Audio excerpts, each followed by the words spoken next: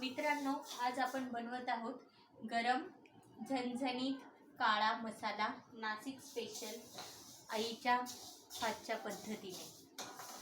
तर तुम्हाला म्हणून सांगते मित्रांनो, उन्हाळा आला की आपल्याला वाटतं किती बोर, आता काय करू, किती घाम येतोय।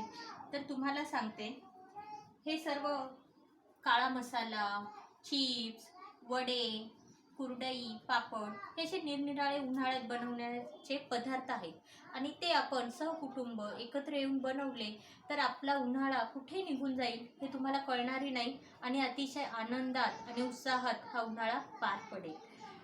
तर हा एक सण म्हणून तुम्ही साजरा करू शकतात एकत्र येऊन, आणि तुम्ही नक्की करून बघा, आम्हीही करतोय।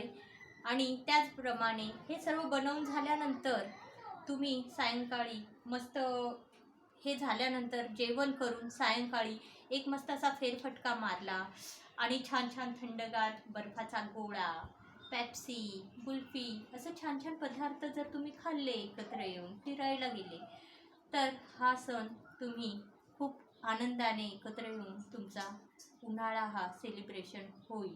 तर नक्की करून बघा, आम्ही करत आहोत।